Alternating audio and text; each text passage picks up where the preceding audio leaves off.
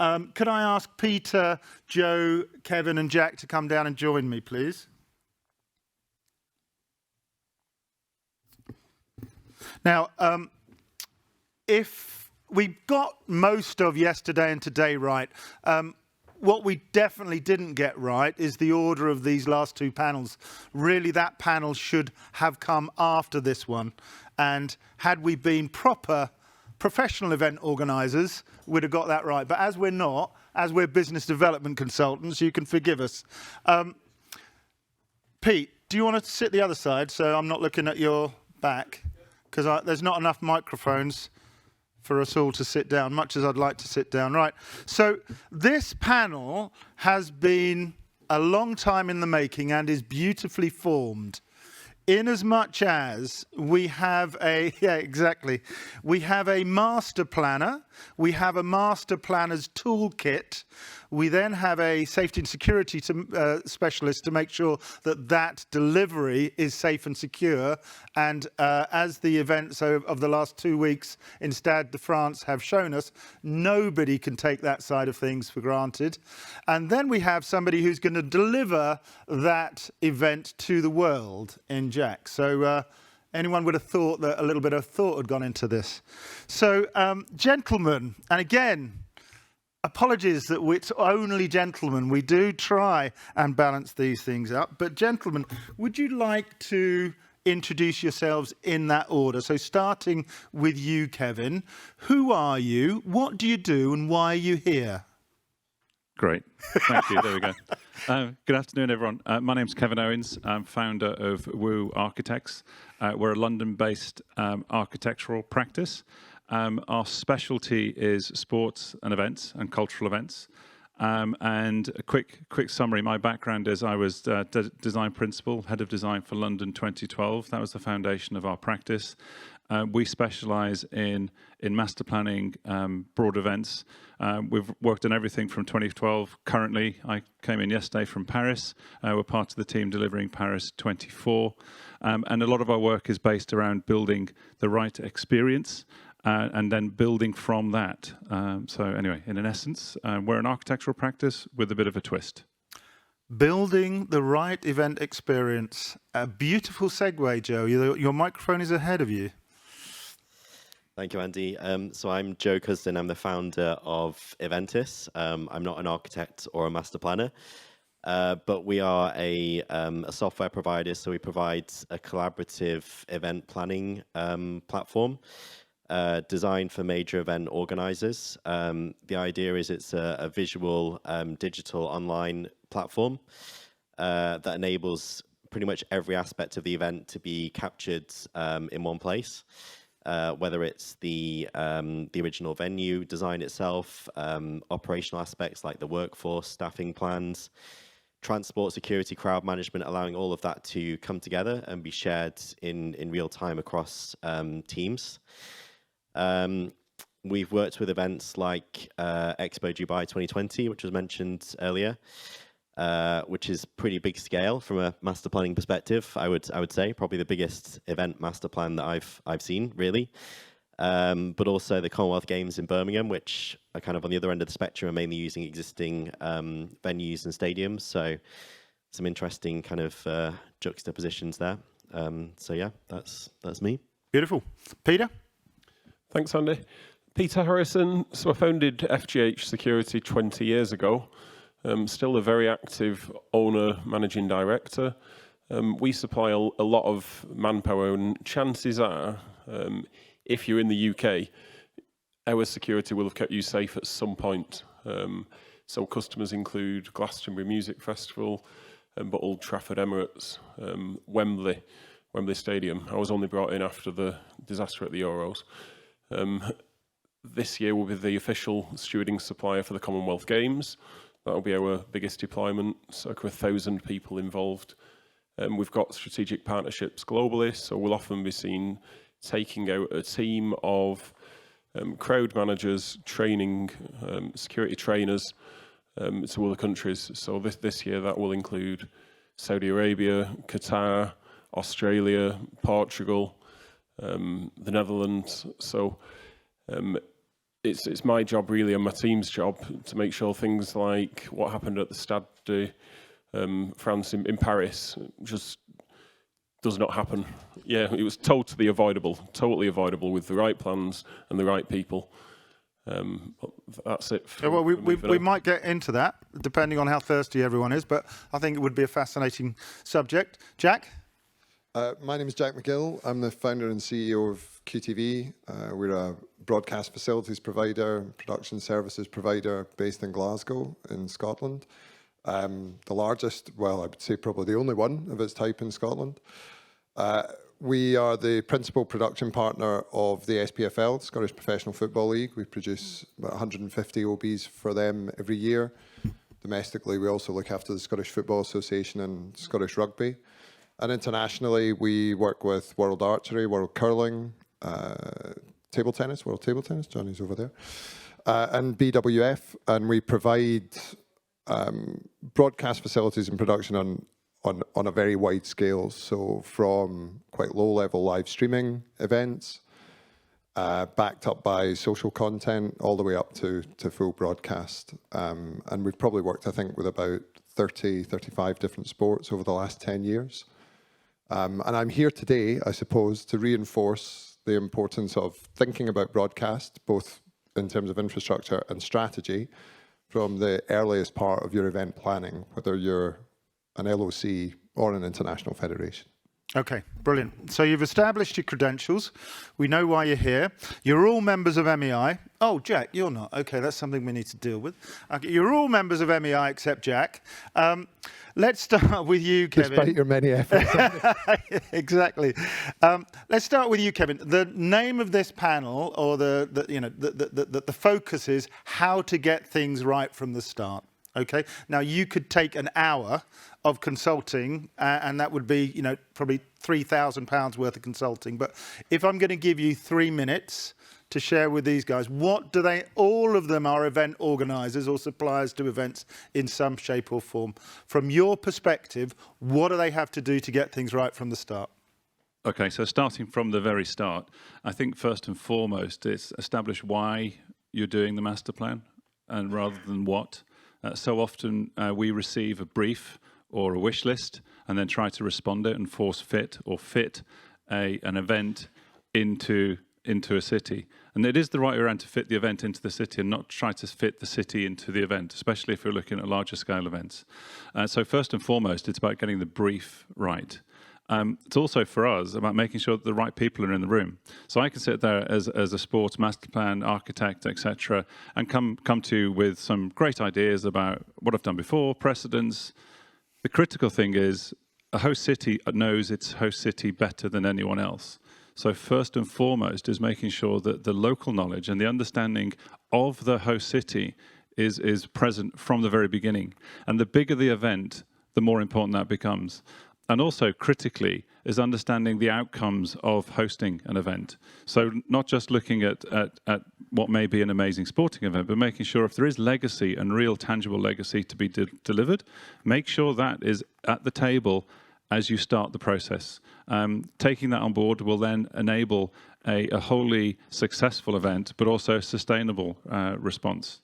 So there are our first mantras, and then really it's then challenging throughout the process to whatever is being asked from the event, and to ensure that it always is fitting of the context, and ultimately measures of success should be how transformational hosting this event can be for both the host city, but also for the federations or the organisers of the event. And also then to focus on experience. And a lot of our work is built around experience. And first and foremost, we'll be looking to make sure that whenever we deliver as a broader master plan, it responds to an athlete experience on one side and the spectator on the other.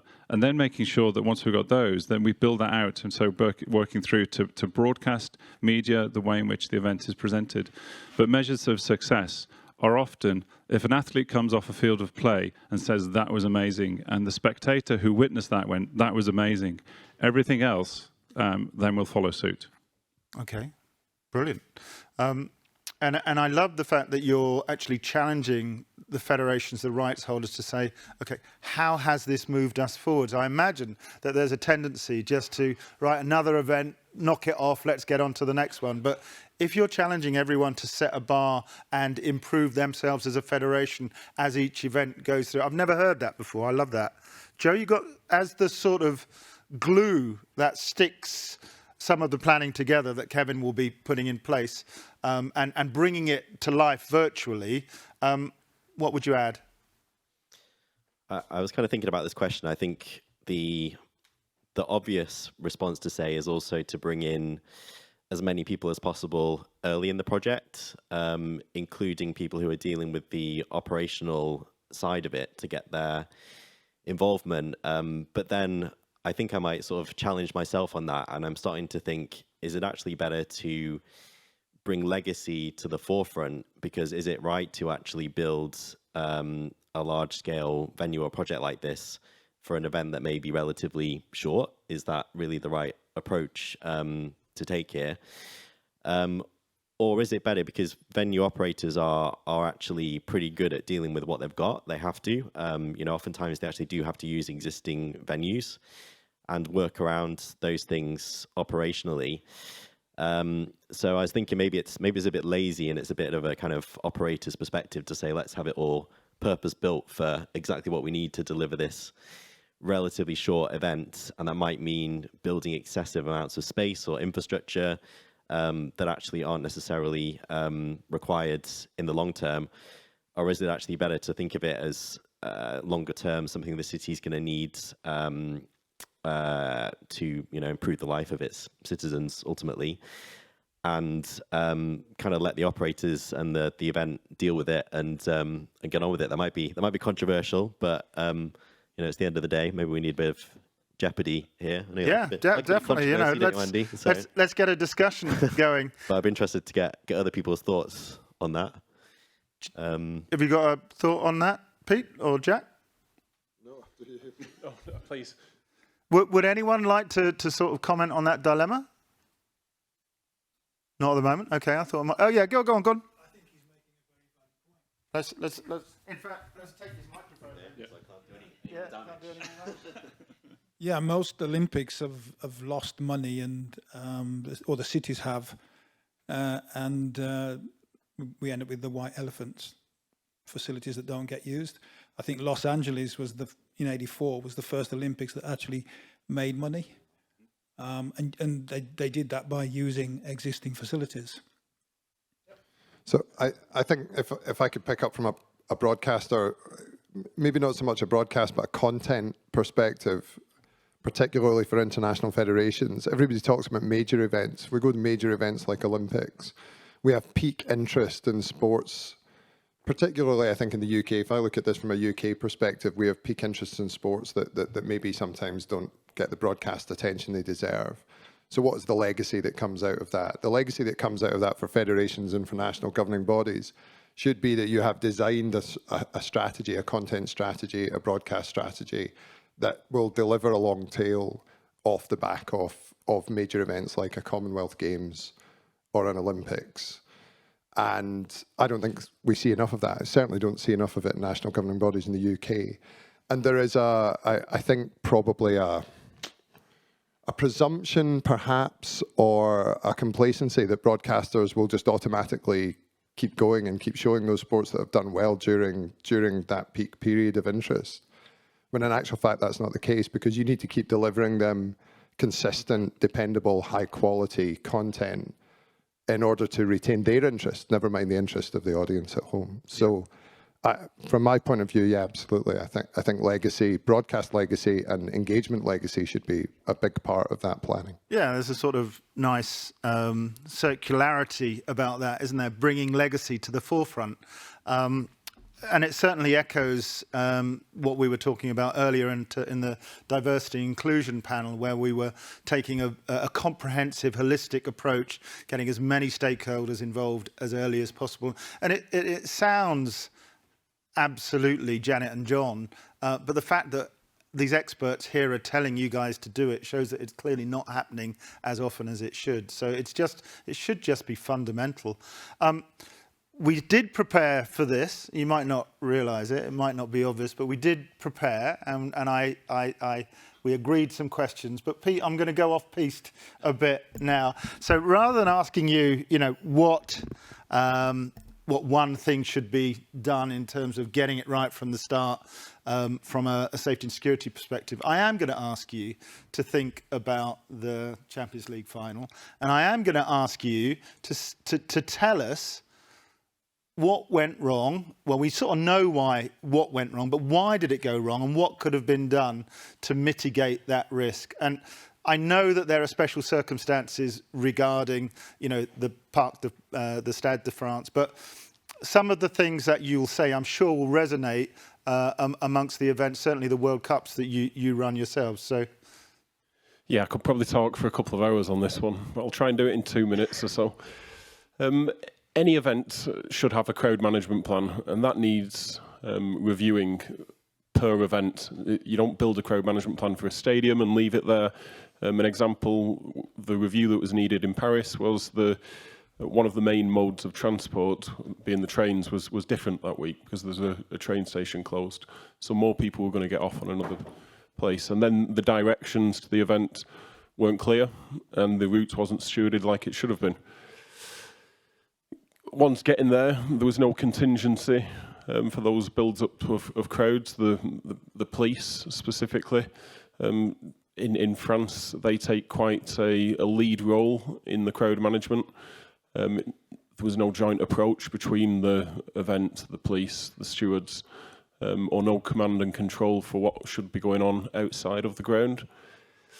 Then there was the problems with the tickets, but there was no contingency plan. So if tickets aren't scanning, and some of the public would be attempted to scan their ticket 4 or 5 times, and it worked on the 5th time, well, if you weren't so keen, you might give up after your 3rd or get told it must be fake.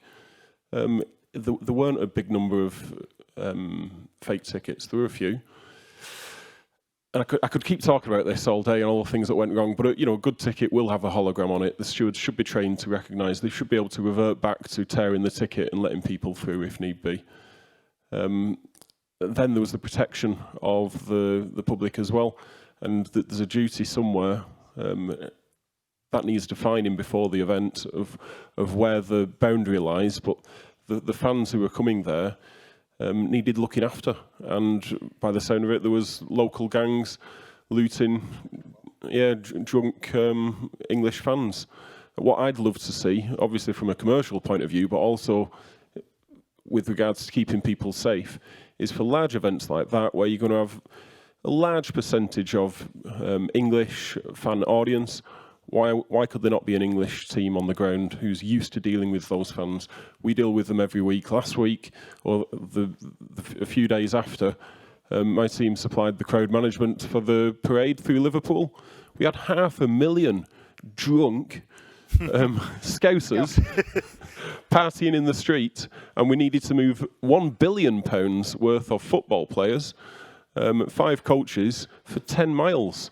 And we did it without incident. The fans, they were chaotic, but if you deal with them week in, week out, you don't spray them with tear gas, and you can have a bit of banter with them. It doesn't need to be dangerous or an awful experience for anyone. Kevin? If I can add, a first-hand experience. I was there, and I was there with my 12-year-old and my 19-year-old.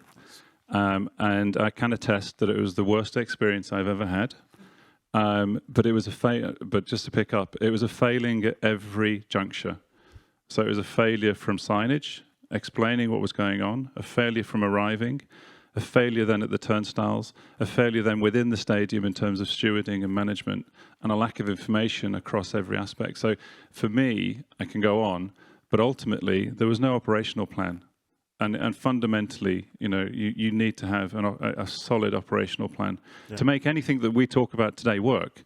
Because I think that's the thing that hits me hard. Stade de France is a venue that I'm responsible for Paris 24. And I sit there going, we can, as an architect, as a designer, as a team here, we can create the very best plan, the very best venue, the best setting, we can have the best sport, But ultimately, the success of any event often comes down to those brilliant basics of making sure that operationally the plan is in place, it's tested, it's proven, and it works. And what that highlighted to me is that it wasn't, and it didn't work. And It sorry, does seem Jack. from a broadcast point of view as well, the BT Sport, certainly, who were covering it, were pretty much barricaded within the compound. Like they couldn't, there was nobody getting in or out. There was no news gathering opportunities really for anybody. So it affects, that operational deficiency affects everybody that's involved in the event. Yeah, and the other adjective that I would add to that, which Peter so eloquently made, is that it's got to be iterative.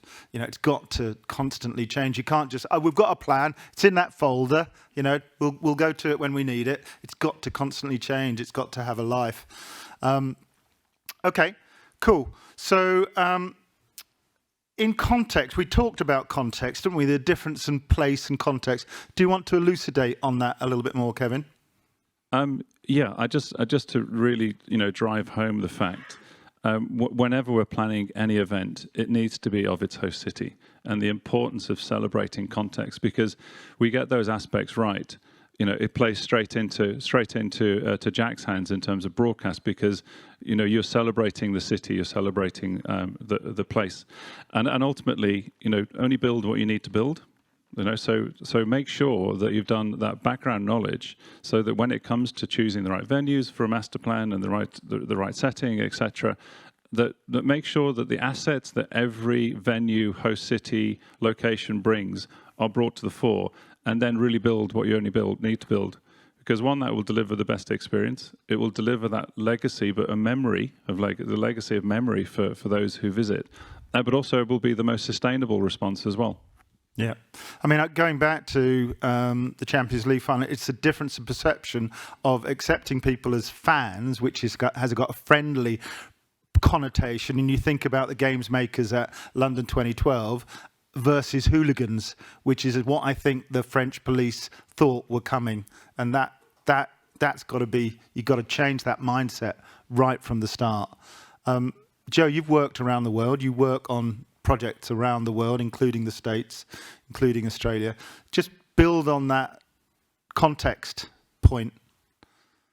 Yeah, I think that's absolutely critical to look at these venues in their wider environment and context. And I think it can be quite difficult when you're looking at these drawings and things, and they cover this area. But if you're looking at it holistically across a city, or looking at multiple venues, sport events. I think city activation was mentioned once earlier today, and how important that is, and making sure it's coherent, how much that can impact the revenue these events bring in, how it can drive support, I guess, also for these events at a time when it can be challenging to attract them to venues. I do think these large scale master plan projects can be very exciting. For me personally, I'm not actually much of a sports fan, ironically.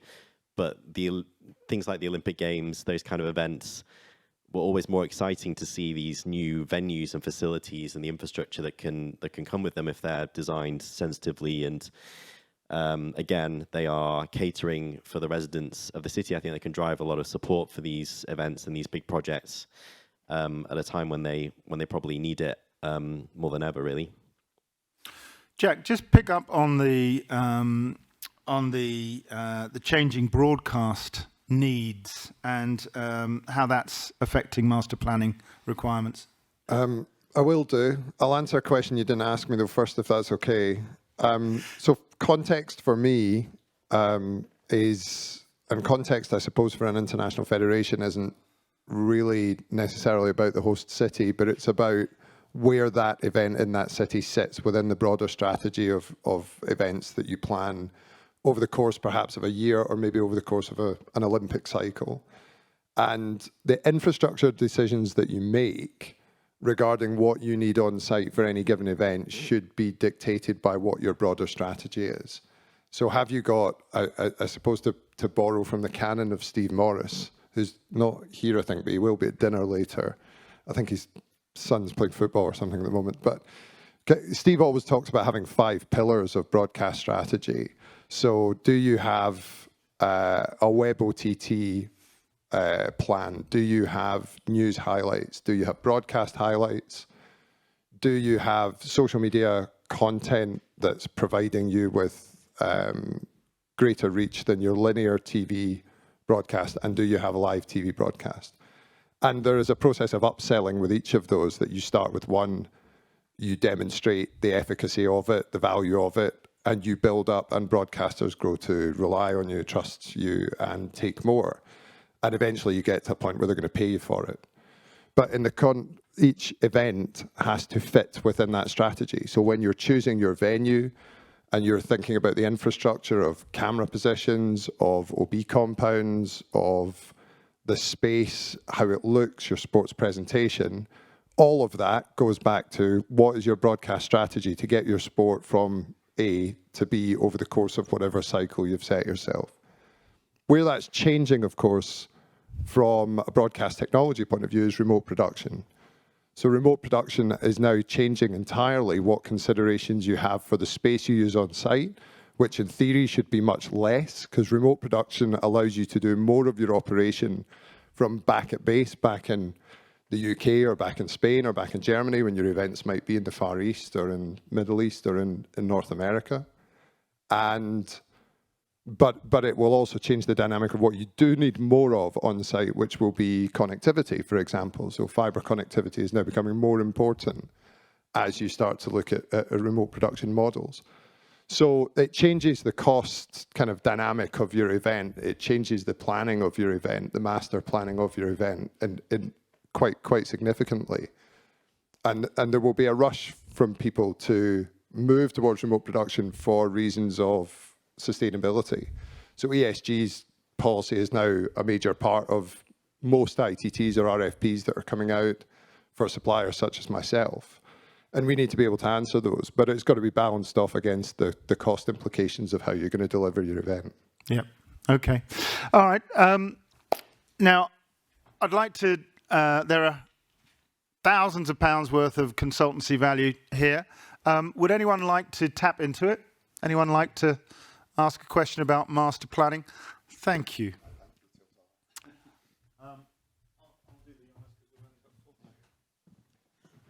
If you could take this back when it's finished.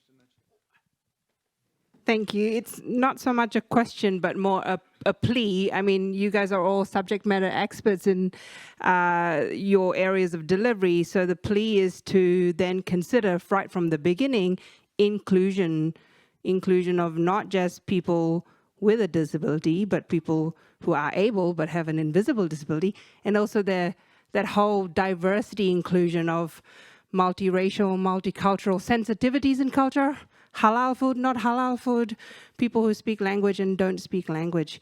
And then that signage that you talked about, super important that it's almost in a universal language of picture. That's my plea. Yeah, I mean, from a broadcast point of view, you know, accessibility is key, whether that's in captioning, whether it's in multilingual commentary. Although what was pointed out to me yesterday in one of the other sessions was, of course, that sign language is different in every country, which just blew me away. Because, of course, I never think about it, but in the UK we talk about British Sign Language, and there is a reason for that.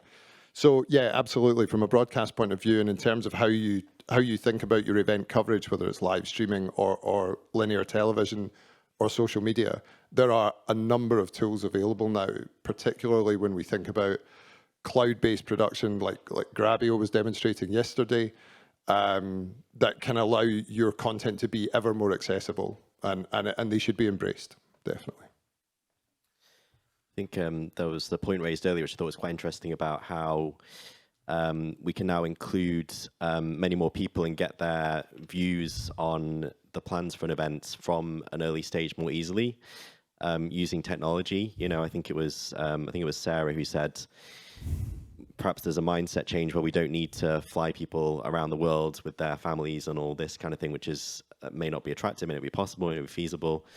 I think now it should be possible, and yeah, with a bit of a mindset change to be able to engage a much wider range of people earlier in the planning stage, like you say, and how important that is to include that at an early stage. So I think it's a really, really important point. Thanks, Joe. Good point. All right, one more question. Right. Just to add one other yeah, thing, of course. just to really pick up on that point from an accessibility and inclusivity, is that having delivered Paralympics, you know, there's this myth that you do an Olympics and then you do a Paralympics. You cannot. You need to start a Paralympics. So fundamentally, that's a lesson that I learned many years ago, is you have to start with it. And that's where get the brief right at the beginning. And that's what I was saying earlier. Get the brief right. Accessibility, inclusivity, if it's embedded, it can't be an add-on. It can't be value engineered. It's fundamental. So, yes, Clayton. Go on, and you project. So, you know, I think we strayed into two topics here. One is, you know, ensuring seamless operations during the event. This is master planning, right? And something, you know, again, sorry, my name is Clayton. I'm with a company called Portas Consulting.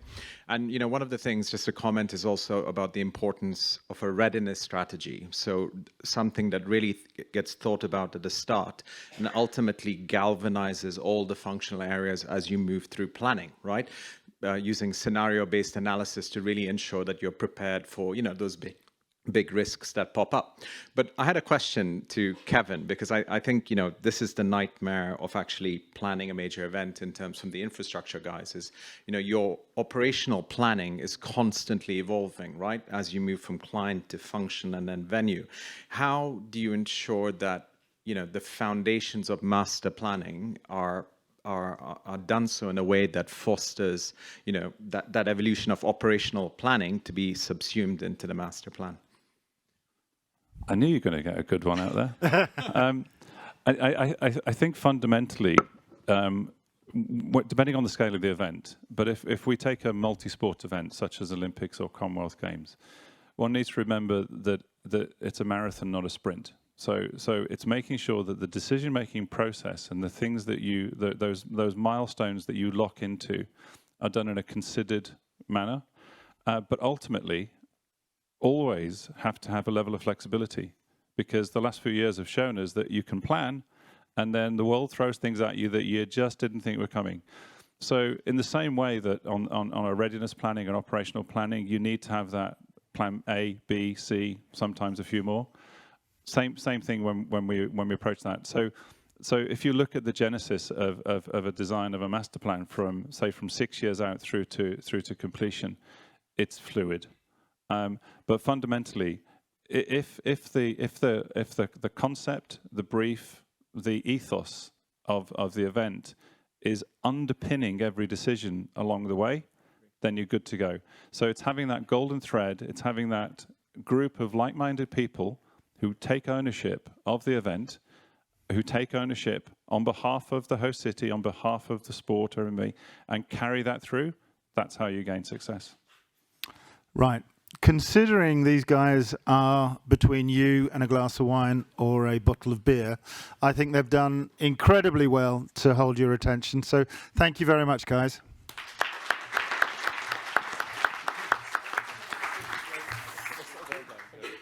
That was a great panel. So we just got a couple of hygiene things to go through. Thank you, guys. That was amazing. Really good. Very insightful. Yeah, I was going to ask you a supplementary question.